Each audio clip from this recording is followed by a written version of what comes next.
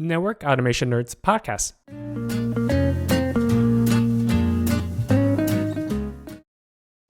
Hello, Network Automation Nerds. This episode is brought to you by OpenGear. OpenGear's network resilience platform provides secure access to your network on the first day for provisioning, on the worst day when downtime happens, and every day to manage your resources. That's why networks need OpenGear.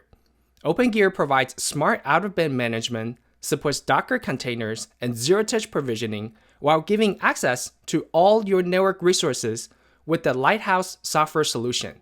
Learn more at booth 7712 at Cisco Live Las Vegas 2023 to explore the benefits of OpenGear's network resilience platform. Get a hands-on live demo and see guests from a galaxy far, far away. Once again, that is booth 7712. Can't make it to Vegas? No problem. Go to opengear.com to schedule a demo today. Now, back to the show. Hello and welcome to Network Automation Nerds podcast, a podcast about network automation, network engineering, Python, and other technology topics. I'm your host, Eric Cho.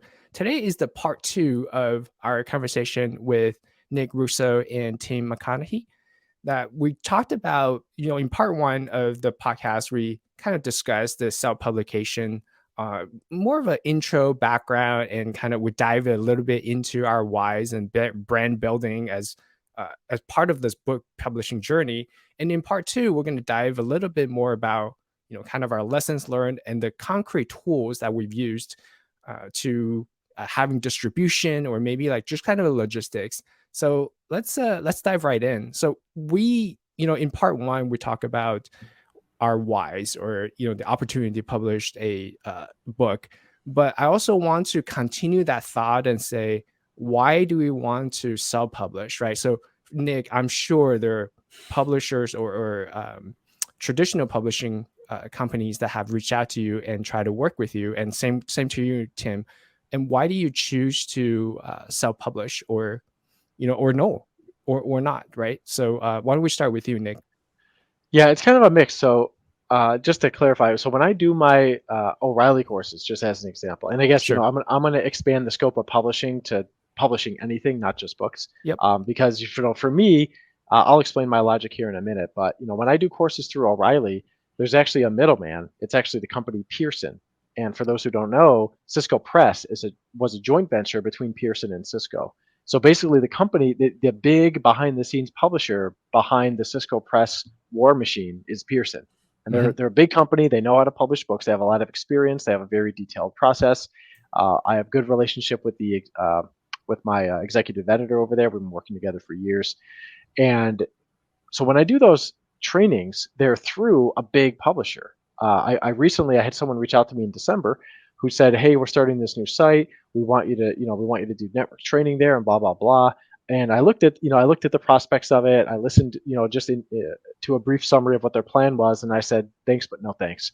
For a couple, I won't get into the reasons why. Maybe Sure. we can later. But basically, having access to a big publisher, to put it simple, and this may seem like common sense, but having access to a big publisher means access to a huge existing customer pool. Yep. They've got their list of customers that they already sell to. They can do promotions, they can advertise, they can market.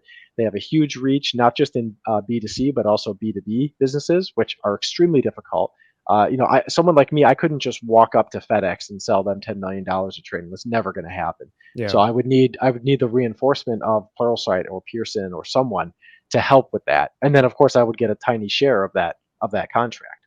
Yeah. So working with big publishers certainly has that advantage. Yeah. I think the big difference though is, of course, the amount that you get from selling and the amount of control that you have is very limited. I've never written a Cisco Press book personally, but I've worked with a few people who have. Typically, their royalties are on the order of 10 to 14%. When you write with LeanPub, it is the opposite. You get 20, you get 80%, and they keep Right. 20. So it's kind of you do all the work and you get most of the reward, which to most people would think, okay, this is equitable, this is fair. But with a major publisher, you do all the work and get a tiny fraction. That's because they have a huge, the process of physically printing the books, the raw materials required for it, the shipping, the distribution, the logistics, especially if it's a physical book, not to mention the editors and all the layers of management in that large publishing company, they all need to be paid. But you're trading. You're basically gambling. Is the volume of my book going to be high enough to offset? So it really becomes a numbers game, and there's no immediate answer. I think if all of us knew the best choice, we would always make the best choice, and we would win 100% of the time. In Pluralsight, I think somebody said it best. Probably one out of every seven or one out of every eight courses will do really well. So in order to see a really great course, you'll have to publish a lot. I've published close to 40, and I can say maybe 5 or 6 of my courses have done really well. So that math actually holds up. The other 30 some, not so much. Doesn't mean that they're duds, but they certainly didn't do numbers, as they say. So it's just like a viral tweet. You don't know when something's going to go viral or not. You can't Yep. rely on that as a strategy. It just kind of happens. So long story short, you have to determine if you want to go with a small publisher. You don't need quite the volume to make as much money because you get more, but you typically have to do a lot of the marketing yourself. So going with a self-publisher when you're new is usually a bad idea. Now, I did this back in 2016 because I correctly banked on the lack of any competition being sufficient for people to find my product. If you went to search in Google, CCIE service provider version 4 training, there was literally nothing until my book. So I automatically win SEO because I don't even have to do anything. So I banked on that, and it was a good choice. Looking back, it was a dangerous one because no one knew who I was. I wasn't even on social media really, and I didn't have anything else published. So it would have been hard to use a brand. Now I can go on Twitter and I can tell 20,000 people about something I'm doing, and even though only a tiny fraction will read it, an even smaller number will actually sign up for whatever I'm doing, I at least have that reach. So if you're self-publishing and you have a mechanism to talk to people, it's not nearly as bad. If you don't have that big brand or you just don't want to deal with it, big publishers certainly have their advantage, especially if you're writing about a very popular topic. Yeah, I think you're right about it's the numbers game, right? Do you want 80% of $100, or do you want 10% of 2,000 or something like that, right? So definitely about echo about what you said on banking on being viral, right? I think that's both what I take away from like listening to interview people who interview James Clear on committed to a body of work, but you can't control the outcome. So you're committed to doing A+ work with this body that you're consistently publishing, but you have to live with whatever outcome that it comes because you just don't control that. And same thing with like Gary Vee and all these other people who said that. But I'm interested in your point of view as well, Tim. What do you think about why self-publish? And I like the fact that Nick broadened it out to just like include courses and any kind of content out there, right?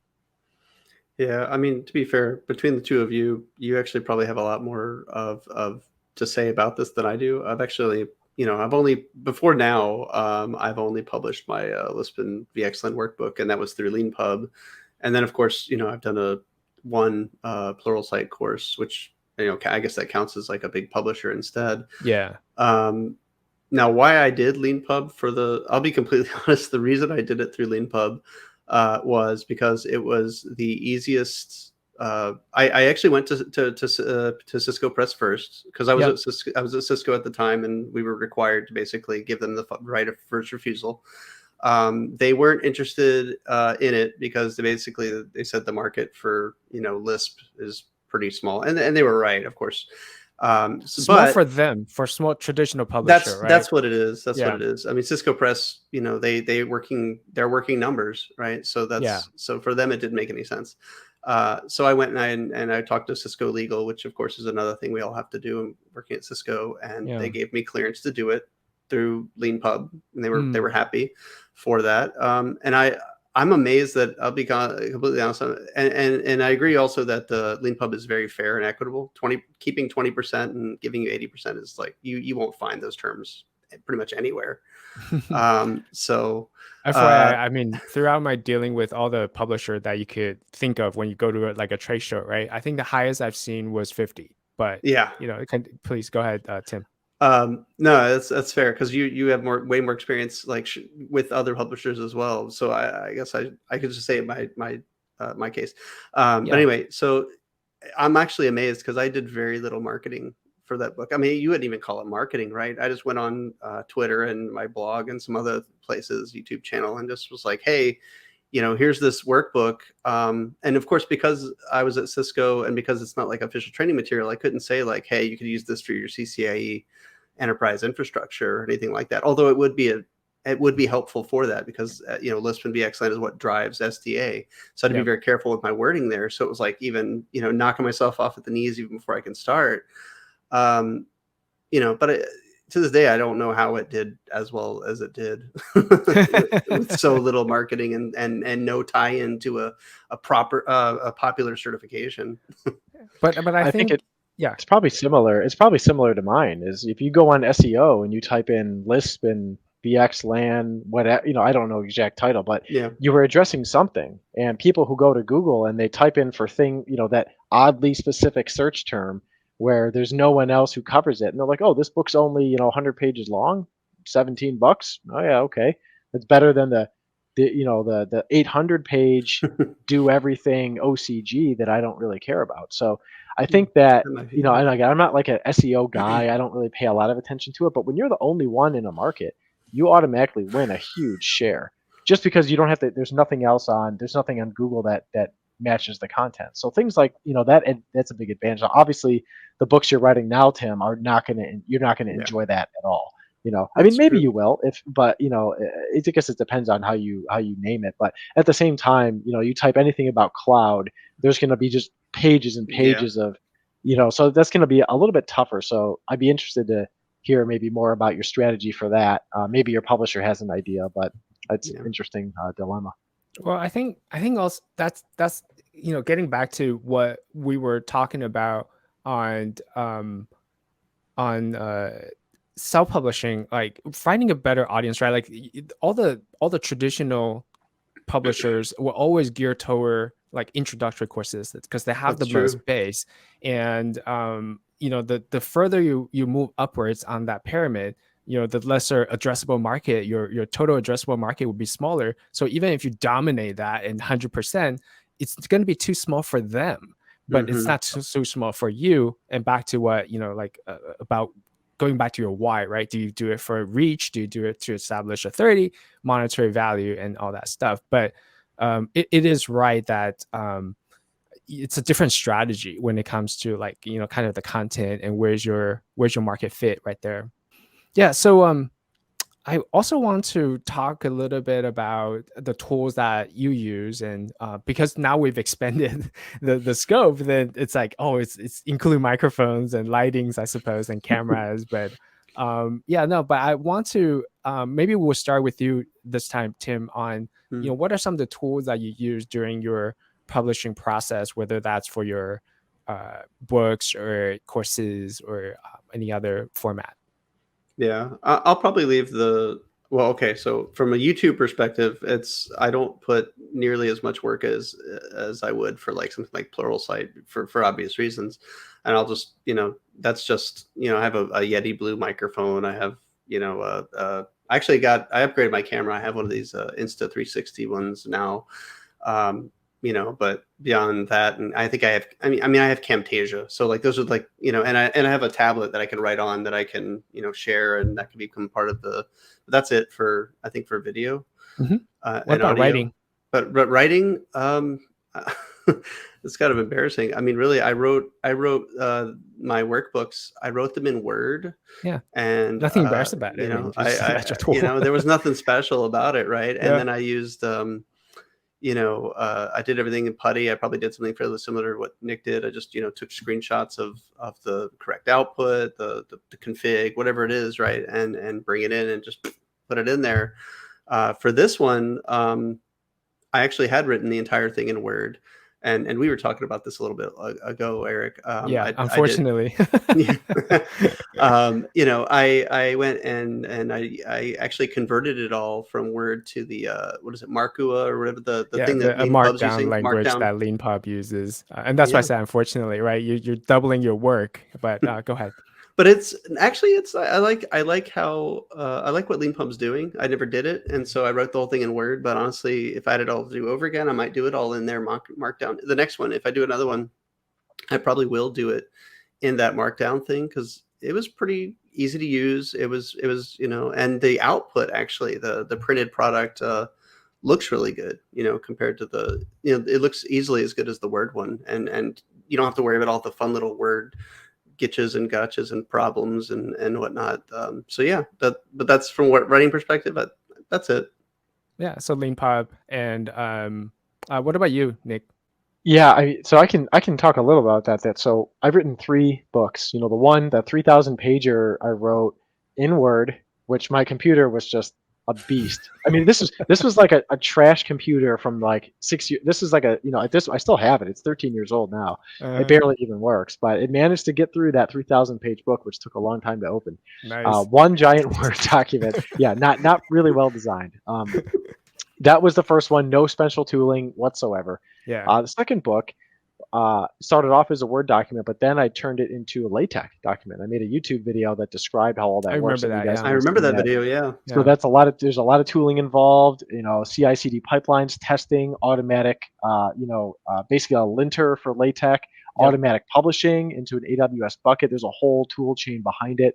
And then Doesn't you already use also use like some kind of spell check or grammar check, or was that not So part of the on tool that, chain? yeah. So I wanted to. I looked for a spell and grammar check This Mm. was 4 years ago Yeah, now. I 4 years wasn't able ago. to find anything obvious, and I think this was before things like Grammarly were really Yeah. hot. So I didn't really think about it. Now I could integrate something like that.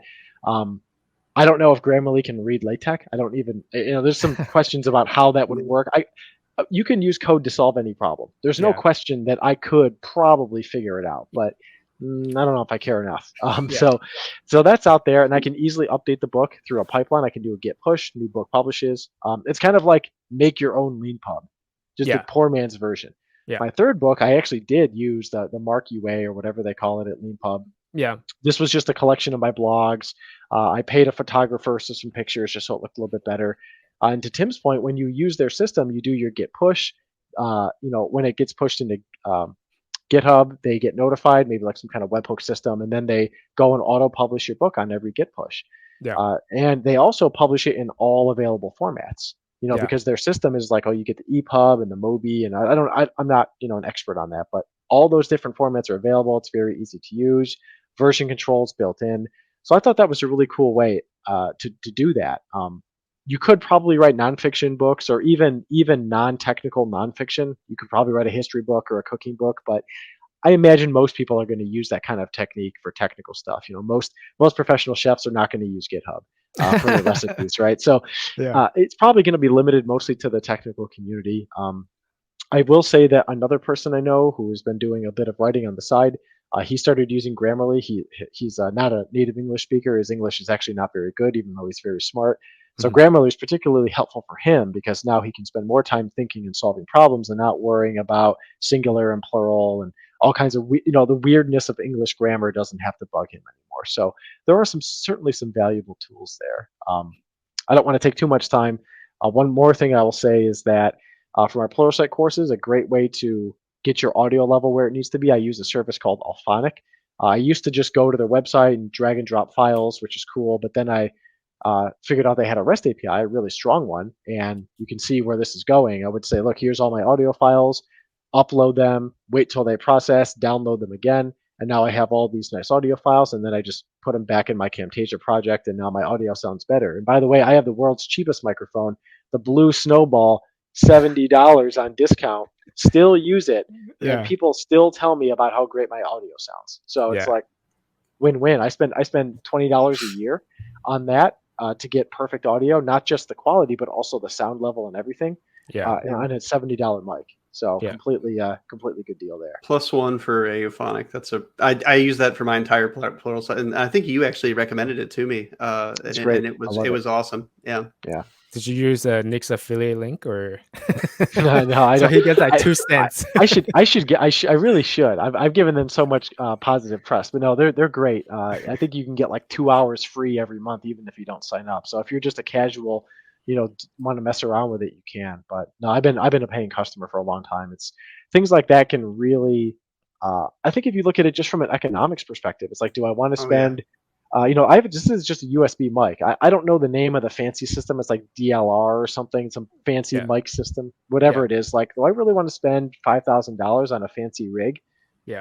I mean, I'm not only here for the money, but I also didn't come here to go broke To either. waste I'm money. not gonna, I'm not gonna spend all this money and not make it back. So, the economic aspect is, can I get decent quality equipment? Maybe augment with some services to improve, make my worse equipment sound better, and you end up, and just to be completely honest, uh, to summarize my annual P&L, my company is about 99.3% profitable.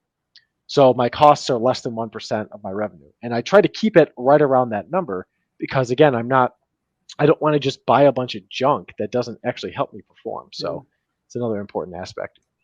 Yeah, that's a very good point, right? Like you do want to, even though not there to make the money, but you do want to be self conscious about like the P&Ls and profit and losses, right? Yep, So absolutely. what about distribution? So obviously, if you, oh, I'm sorry, one point I want to clarify is since I've been using LeanPub as a pro member and I have like a lifetime subscription, so I wasn't sure does that pipeline. Do you guys even know if that pipeline actually works for pro members or is that the free version as well? Yeah, I guess we'll I, find I out. But didn't even know I didn't even know LeanPub had memberships. oh, really? Okay. Well, So in no, I that case, didn't. it's probably They the yeah, they do. then it's a yes then. Okay, cool, cool. Yeah, I just wasn't sure or if they've changed or not, right? Because they do try to um offer features so that people push people toward that the pro plan, like lower royalty percentage or lower transaction fee, I think, and so on. But Mm. yeah, so what are some of the other I guess aspects? So I mean we cover like the tools, but what about just the selling or distribution besides LeanPub? If you have, I mean, I have something in my pocket, but I also want to hear what you guys think about, like maybe the distribution, maybe Kindle Direct Publishing, if you have any thoughts on that. Mm. Okay. Yeah, So so I'll say just quickly, when yeah. I was just like Tim, being a Cisco employee, when my first book published, you go through Cisco Press, they Yeah. reject it. Then you got to go through a bunch of attorneys and other stuff. You get through all that, and you can publish it. But once you get through all the legal gates, then you have to decide where to publish it. And Yeah. I looked at KDP. Basically, their terms at the time, their terms were 35% for you, Hmm. and it can go on Kindle. But for some select titles in select regions for select periods of time, you could get 70%. I was like, "Ooh, that's great!" But it was like very specific. It was so specific that it would be impossible to track. Um, Yeah. they also had limitations on certain file formats that would be accepted. I think, it's actually funny. I actually decided to go with KDP, and I went to their website, and they said upload your manuscript, and I uploaded my file, and it would just say an error occurred. Please try again. I was like, okay. So no information, right? So I kept Yeah. trying, Yeah. and it just didn't work. And I was like, Yeah. well, you just lost the business. So then I decided LeanPub. So LeanPub actually was a second choice, but I was probably the better choice because, knowing what I know now, and by the way, LeanPub used to pay 90%. They only reduced it to 80 a couple of years ago, which is completely fair because they were just so broke. The fact that they haven't reduced it further, I think, is a testament to their honesty. But they used to pay really, really a ton. So I made a Yeah. lot of money up front, which was great. It's still great. 80% is still great, way better than KDP. Yeah. I do like the idea that Amazon is just enormous and that there are so many people with Kindles that like to read that are out there. Um, Obviously, the drawback is that KDP and Amazon, it's a very closed system. Yeah. I know that I remember it was really hard for me. I managed to break through it, but getting some books from an old first gen Sony e-reader I had back in like 2008, getting them onto my Kindle was just nightmarishly hard.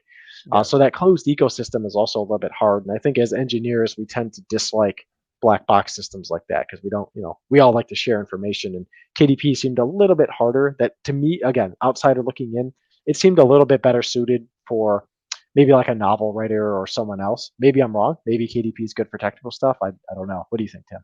Um, So I've bought several technical books off of KDP. I know that wasn't exactly probably what you're asking, but I'm thinking through it. And so those have been okay. From a selling perspective, I'll be honest, I haven't actually, because my last book, I am looking at it for this book actually. So I actually just need to do that work. So I hear what you're saying about what the terms are. I'm going to go verify them. I bet they probably haven't changed that much though. But yeah, I mean, I've bought technical books on KDP, so and they're easy to find on Amazon. So that's the other thing. I go look, like type in just from a market research perspective. I'll go, hey, I wonder if you can find this on Amazon or Kindle, or if this stuff's already on Amazon. I think they have a pretty good library. From a terms perspective, you're probably right, and I'll have to go look, because I'm in that phase right now, the whole distribution phase that you're talking about, Eric. I'm in that phase right now, trying to figure out, like, all right, well, this book is done, it's almost edited. I need to figure out now where I'm going to distribute it. I have this, so Yeah, So I you haven't think picked the publisher yet. yeah, you have yeah. the flexibility, actually, right, Tim? Yes. I work at Aviatrix now, and they're pretty wide open with it. It's not like Cisco, because of course Cisco has that agreement with Cisco Press, so they're kind of locked into their process. Aviatrix is pretty open about it. I mean, obviously, I didn't write the book during for Aviatrix during work hours, or Sure. all of that stuff, right? That normal stuff. But they're pretty wide open on terms. Like, if I write something, I can release it however I want, wherever I want. So Yeah, that's great. But what I meant was the choice of having a distribution because you choose self-publishing. So I think it goes back to like oh your yeah, whys, and also the listen. why like with your whys, and also Mhm. why publish a book if you're going for reach, and if you're why self-publish or versus going with, because you have total Yeah, control. So because you're that's it. self-publishing this time, you do have control. As far as I think what you described, Nick, was the Kindle Unlimited, right? And it was very strict about they have Oh to have yeah. exclusivity, and but because you do have the choice that you able, and Leanpub actually offers this option as well. You could delist your book on Leanpub, but you don't have to delete it, and then you transfer that over to Kindle Direct or Kindle Unlimited to have to fulfill the exclusivity for the duration. To I kind think of you have to commit for like 90 days, and then after 90 days you either renew it or you say I don't want to do Kindle Unlimited. Then you could like refresh it, relist it on Leanpub as well as Amazon. So I think that goes back to the whys, really. Like if you want the reach, it's true that you won't get a lot of dollar amount out of Kindle Unlimited. It's decent for me, for my experience, it's Mhm, mhm. decent. But just because it's Kindle Unlimited, and for people who has a Kindle subscription, the Kindle Unlimited subscription is free. So they just have to add it, and then you reach the number of copies that you supposedly be in people's library is a couple of times more than what you would get on Leanpub, just because Oh Leanpub is wow. smaller. And I think that, and the I think the meter is also only starts, like pay you royalty only starts if you read 10% or more of your book. So it's not like somebody downloaded it, added to your library, you automatically get Right. the royalty. It's how many X percentage and so on. It's all in the fine print, but I think it's back to whether to choose Kindle Direct Publishing or not. That really goes back to your why, right? Like if you Yeah. want to establish authority, you want to user reach, then it's not a bad choice. But it's all up to really your choice. But if you're self-publishing, you have that complete control over your distribution and content and so on. And one thing I'll also add is I when I self-published the Kafka book, I use a distribution called Publish Drive, and they actually handle all the different platforms. And I actually bought their package uh, when they were doing a push on what is called Sumo. So you get to have like, it's kind of a crowdfunding for startups, where you get to have a bunch of packaging when they're trying to raise money, and then later on when they more established, then you get those goods. So that's one tool, and I'll list all of these in the show notes on distribution. And I think that's a good option if you're self-publishing, to use a Publish Drive, because you can actually have that as a gateway to Ingram. which will get your book listed in the library catalog and also overseas. So it's one stop, and then you get to list your book in foreign markets as well. So I think that's another thing I would talk about, distribution. And also we talked this is kind of funny, right, Tim? I mean, Mm. and Nick as well. We talked about there's only one single place in the whole of United States that sells ISBN numbers. Yeah, I So didn't know this. I didn't know that. You told me this. I did not yeah, realize and I this. didn't even know that until I tried to assign like ISBN. I was like, okay, so where I originally thought it was like IP numbers, right? You just go to wherever like the ARN equivalent and just plead your case, Library and of then they'll give Congress or you somebody.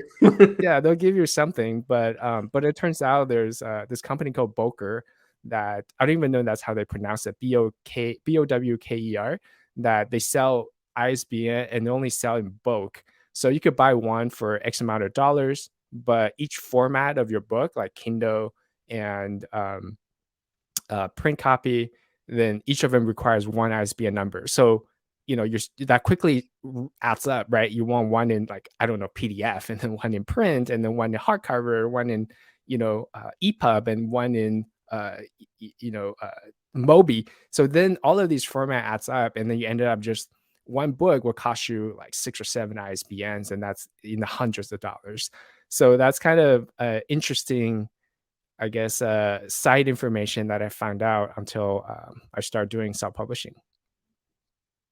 Yeah. Yeah, So I don't remember. I know that I managed to get an ISBN for my SP book, but yeah. I may not have done it correctly. I mean, even though that book's only available in PDF, so maybe I did it okay. Maybe I Yeah. only needed one for that one, but Right. yeah, it's kind of a weird process. But this is again another advantage of the large publishers. They have a pool of a bazillion Yeah. ISBNs, and they Yeah. just hand them out. They don't care. They have some dedicated team who manage the ISBN, the ISBN channel sales partner team. They probably Right. have a whole division for that one thing. Yeah. That's You don't have true. to think about it. So that's again big advantage of the big publisher is you write your book, a bunch of people review it, it gets published, and you can choose to market or not, and it's going to be there. So it's very, you have a lot of choices on how you want to start. Like Eric, you said you've done work with KDP before and you saw success there. And I think, it's like you said earlier, if KDP pays 35% and LeanPub pays 80, that's roughly a twofold difference. But if you're doing 3 times the Yeah. sales like KDP, it's clearly the better choice. If that's actually the case. Now, like you said, you got to read at least 10% of it, so you can't just look at the sales. So if you run each one for a year and you can clearly see what the better choice is, then you're all set. And I also think it depends on your work too. There are some tool or some books or forms of content that may be better suited in one environment than the other. For example, the courses I've been doing on Pluralsight recently are advanced SP stuff. I Yeah. think Pluralsight is an okay avenue for that. Uh, Fortunately, at Pluralsight, they allow you to choose whether you want a high cash, low royalty, or the opposite, a low cash, Hmm. high royalty. If Hmm. you pick high cash, low royalty, you're basically saying this You course won't is not sell. going to be very Yeah. popular. But if you Right. say the opposite, you're banking on the opposite. And Yeah. I'd say that in my, I probably I'm pretty close to 50-50, I think, if I look back Okay. at all my courses. Yeah. Now, for the SB stuff, most of those are going to be high cash because Yeah. it's a niche market. And even though the content is useful and people do need to see it, when you're only getting pennies for every hour that someone watches it, how many people need to watch it for how many hours for it to matter? For Yeah. something like DevNet or Python or automation, for sure, it's a huge crowd for that. But Yeah. how many people really need to learn about inter-AS multicast VPNs over MPLS? It's a pretty small audience. Even though it's hard, not a lot of people need to know it. So choosing where to sell your book based on demand and based on the income and the amount of sales you can do is a huge consideration. Yeah. Yeah. I, Back to I that like. total addressable market. Go ahead, Tim. Well, I like what you said there as well, because honestly they go together. So what Nick had said is still true, but the reach the reach is another thing, right? If, like, say you're if you want, I mean, obviously, money equals reach equals, they're kind of almost equivalent, but if you're more interested in reach for some reason. Let's say, like you said, like building a brand or whatever that is, right? Establishing authority. Then, even if KDP paid less, maybe you would go that way to get a bigger reach. And you have to do the numbers, right? I guess I just wanted that, you have to do the numbers, what's important to you. And, hopefully you can do both, right? Hopefully you get paid and you get huge reach, but it's all the same thing. Yeah, I would argue that that's one advantage towards self-publishing, because you do have that option, right? You could list it on KDP or Kindle Unlimited for a while, and then if it doesn't work, or 90 days, right? And then if it doesn't work out, then you come back to Leanpub, and then so it's not an apple to apple comparison because the times are different, and like your initial people who bought the book, I doubt they're gonna buy another one just because you're now on Leanpub, but Right. but you still have the option to choose and to kind of try on different, and that's essentially why I chose to self-publish the book that I did, was to do all these experiments, right? Like I knew I wanted to find out what's behind who's selling the ISBN and who is doing the distribution. How do I get a self-published book into Taiwanese market, right? That's where I was born, and I like to see that book listed there even nobody buys it. So all these are my whys of self-publishing, which is probably unique to myself, but it makes me happy to just know these stuff, even though the book doesn't make a lot of money. In fact, very little. But well, yeah, you were gonna say something, Nick? I was gonna say, I remember you translated one of your books into Mandarin traditional Chinese. Chinese. Yeah, I remember. And that so Impressive. that was specifically designed for the Taiwan market. No, so that translation was for the Pack book, but and that's another thing where that motivated me to do the self-publishing, just because you have the global rights. But the translation you talked about was actually, I contacted the Taiwanese publisher while I was on vacation there. I look at some other translation. I contacted them and said, "Hey, my book is going to come out in like 20 days."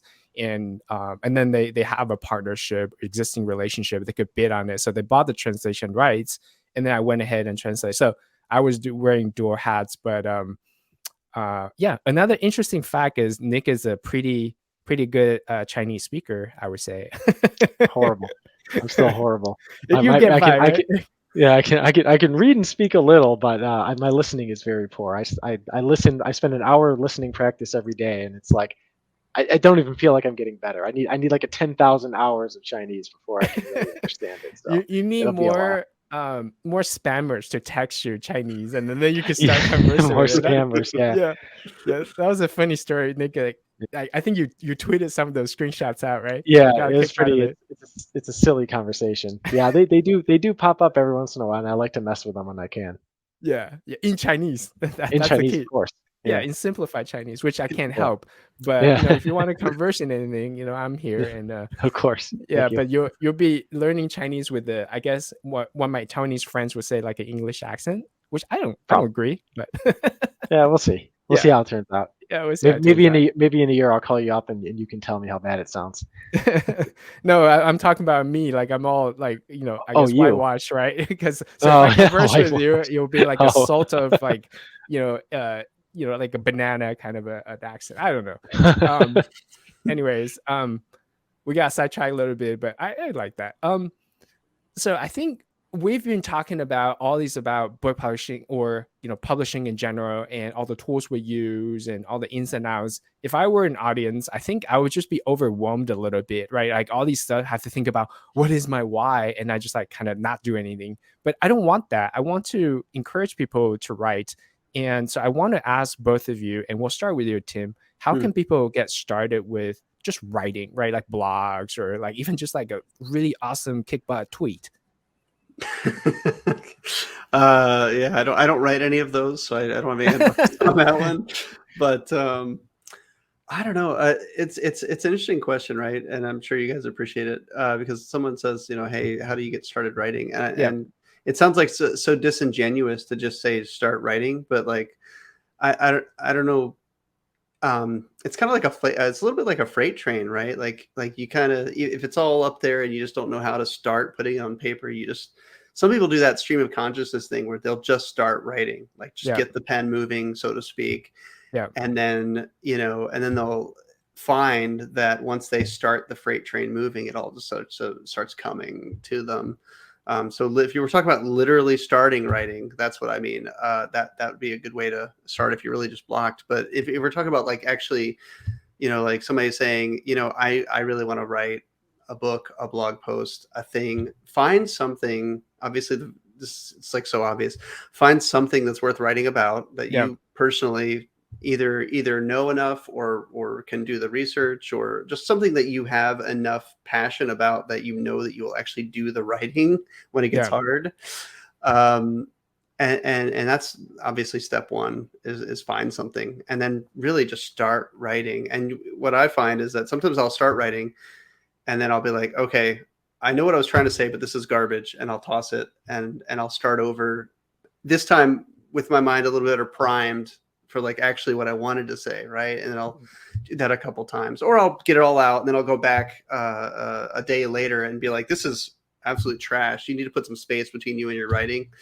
And I'll be like, all right, so let me change that to what I meant to say yesterday. So Yeah. By the way, like Stephen King, I think he published over 63 books in his lifetime. And he had one book. He wrote like 2 nonfiction, I think, or a handful of them, and 1 book on writing. It's just called On Writing. And the advice he gave was just exactly what you said, Tim. Just start writing, right? Just put back then, of course, put your pen on paper and just start writing.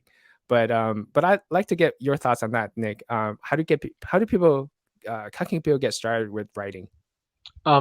Yeah, like Tim said, find a topic that's worth writing about first. And I would say another thing for people who don't think that they are good writers or don't know how to write, or writer's block. Now, I'm really fortunate in that I've never found myself in a situation where I didn't know how to write. Like just Mm, yesterday, I spent writing transcripts for a pluralsight course, and I already know the answers. Like I know how the technology works. I don't need to think about it, and I just need to say it. And mm, sometimes I put on this headset and I literally just say it. That's why you hear me complaining on Twitter about how bad Apple's voice recognition is. That's because that's what I'm doing is I'm writing except by speaking. mhm, Because then I can walk around the room, I can pace. Sometimes I can be in the kitchen and I'm just thinking. yeah, Now, I know some people when they speak, they have a tendency to use a lot of filler words, and that's okay when you're speaking. But when you're writing, you need to be a little bit more disciplined. So I tend to speak more formally, yep, a little more forcefully. I tend to be a little more terse and technically accurate. But it's still stream of consciousness. It's just a little bit filtered from an English perspective. So that way, when I go back and I look at the transcript that I just talked through, now I turn off the mic and I read it out loud and I say, okay, I make some quick hand edits in there, and now I've got 4 minutes of content that is a whole demo, or describing the technology. Most of the time, I'll do that when I'm describing kind of a theoretical thing. Most of the time on a demo, I'm in front of the keyboard. You need to be a little more focused for that. But when you're just describing, let's compare the difference between these different inter AS MPLS options. Like people who know this technology can talk about it for 10 minutes without stopping. So I just do that. And then I break it up into chunks, and in it goes. That's a very easy way to start if you're not really good at the physical act of writing. If you know something that you want to write about, maybe it's something that you talk about regularly with your friends and your colleagues. Like, oh, I do this at work all the time. I just haven't written about it. Okay, but you talk about it, right? You talk about it in meetings, you talk about it on the phone. Okay, so just talk about it to your computer and have it get recorded. And then see if that's suitable to be transitioned into some more formal text. And that could be very well be the start of your first book or blog. you just have to curate it as a stream of consciousness. Like, yeah, that's exactly how I talk too. Yeah. Yeah, it needs to be there needs to be some editing and a little bit more professional. Now, I will say that I have read books and blogs that sound like a stream of consciousness. And that's, some people like that. I personally don't. I think it's a little bit, my opinion, I think it's a bit too amateur. But if you take the stream of consciousness as the meat, and all you need to do is trim it and improve the presentation, just like in a restaurant. Like you go there to eat food, but if you're going to a fancy restaurant, the presentation, the smell, all that is what professional chefs and professional entertainers will care about. Even though you're only going to eat the thing, you need to be a little bit more refined when you do your professional writing. Now, Yeah. of course, this is going to vary based on your kind of writing. If you're doing a casual blog about I'll call it less of a hard technical topic. Maybe you're talking about um, workplace relationships or diversity and inclusion or whatever other thing you think is important. That's cool.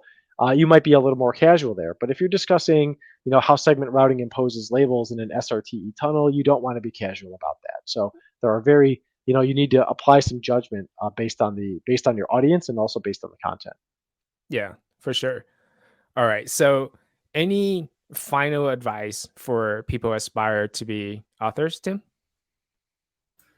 Uh, do the if you want to write something and you've got something that you're passionate about, I know you want to, for me at least, I wanted to just start writing like right then, but you Yeah. really need to yoke yourself back and do the outline first. And the outline that you start with will probably not be the outline that you end with, because as you're going through it, you're going to be like, oh crap, I need to include this because it relates directly to the thing I'm talking about. And it's big enough of a topic that I need to actually throw it in the outline as its own section or something. Yeah. But do that front work, even though you're like, this is the most boring thing ever, and all of that, right? And you will feel that way, right? You're gonna be like, oh my God, why am I doing this? But it will save you so much time when you actually get to the writing part. I can't stress it enough. I know it's the most boring thing ever, but I promise it will save you so much more time. Because at some No, point I you're going to be agree like, too. Yeah. you're going to look up and be like, what the hell was I writing about? Like, because you're going to be like 20, 30 pages in, and you're going to be like, where was I going with this? So Yeah. that's the number one I would say. Yeah. Yeah, that's you were going to critical. ask something, Nick? Yeah, I'm 100% what Tim said. Really nothing to add there. He said it perfectly. One other thing I'll say is that another easy way to start, but there's a caution here, but I'll say this, an easy Yeah. way to start is, in my opinion, not to become a writer, but to become what I call a meta writer. These are people who don't create original content, but instead become kind of like pointers. So, for example, someone who doesn't create anything like technical explanation, but they'll say, here are the top 5 Python learning resources, and they create a blog and it just links to 5 other things. You see a lot of this from people who often, Eric, you've probably seen this as a community builder. It's very common in those communities of people who, unlike us, they don't write technical original content, but they just point to other people's things. And that is useful. I want to be completely clear. I'm not saying that's not helpful. But if you want to be a writer, it's a great place to do that first. It's very low risk. All you're doing is pointing people to something useful. You're creating value, and you're probably not going to say anything wrong. But if you still find yourself doing that years later, I would not recommend that. So don't fall into the trap of being a meta writer forever. You Mm-hmm. may find it useful to get started. You may find it a useful boost to your brand and to your confidence. But at some point, you need to graduate into creating original content, expressing your own opinions, displaying your own technologies, and subjecting yourself to criticism. That has to be the next step. Yeah. So if you decide to be, I'll call it the middleman pointer person, totally cool. Just don't stay in that spot forever. Yeah, I'll roger that. I'll second that. Yeah, plus As one. being, you have to, at some point, you have to have your own voice. You could like digest other people and condense, internalize, but at some point, you want to be able to express your own opinion because the world needs you. The needs your unique point of view, and somebody out there will find it useful, I think. Yeah, so it's been a pleasure. I think we could talk for many more hours, I feel, and we only like we've prepared this doc and we cover maybe like 20% of this doc, and That's the way it is, Nick man. is so professional on like, so FYI, like I prepared these docs so to as guide rails, and Nick is very professional about writing his thoughts down and organize them, and my apology for not covering like half of it. It doesn't matter. My thing is, by having like Tim said, you have the doc, you have the structure, you put Yeah. some thoughts to it. The fact that I thought about this show 2 weeks ago allowed some of those thoughts to kind of gel in my mind. Like I wasn't thinking about today every day, but Sure. sometimes I'd be out going for a walk. I'm like, oh, I got that show with Eric in 3 days. What are we going to talk? Oh yeah, we're talking about this. And Yeah. then over time, that kind of gels into your mind. And when you show up for this podcast, you don't sound like a bumbling idiot. You have something useful to say. Whether or not it's exactly what's on the sheet becomes irrelevant. But the fact that I didn't just show up even though I look like I'm just wearing a sweatsuit, I didn't just show up, roll out of bed and show up with no prep. I had an idea of what I wanted to talk about. And I think Yeah. that's an important aspect. And I think it carries over to writing as well. Yeah. Build your outline, like Tim said. Now you have that structure in your mind, and you're in the gym, you're brushing your teeth, you're bored at work, at a meeting, you're eating lunch, you're walking your dog, and those ideas will flow into your mind, and then you can sort them where they go. And even if you don't retain all of it, it doesn't matter. Having the structure will allow you to remember some of it, and when it comes time to do your writing, you'll be able to apply it, even if it's not the exact same thing that you thought 3 days ago. Yeah, 100%. I think the fact that you could let your neurons connect in whatever you're doing, and that's the key, right? Like you start having these light bulb moments as you do the other activities. So, gentlemen, where can people find you, Tim? Where can people follow you, find you on social, or where they want to know more about your thoughts or your book? Yeah, sure. Well, obviously my Twitter handle's here at Juan Golbez. I have a blog at carpedmvpn.com, carpe-dmvpn, and you can find my YouTube channel, same name, pretty easy to find. Yeah, and we'll put them in the show notes. And what about you, Nick? For me on Twitter, Nick Russo 42518. Website is njrusnc.net. If you go to the website, you'll find links to everything else: blogs, books, resources, courses, etc. So that's the kind of your one-stop shop if you want to find anything about me. Some personal stuff on there as well for people who don't, want to see my college transcripts. I'm like the opposite of a politician. My DD 214 is on there. My college transcripts are on there. Every cert I've ever done is on there. So I'm not making stuff up. Yeah, if you want, if you don't like me and you want to do some opposition research, have at it. But no, all my professional work is there as well. Yeah, Nick's site is gonna win some kind of design award eventually. I say, Yeah, for I will. cleaning Yeah. this. You'll like the website. It's JavaScript free, so so you're welcome in advance. I saved you some battery life on your phone. Yeah, I like that. Well, thanks again, guys, for being on the show. Thanks for having us. Thanks for listening to the Network Automation Nerds podcast today. Find us on Apple Podcasts, Google Podcasts, Spotify, and all the other podcast platforms. Until next time, bye-bye.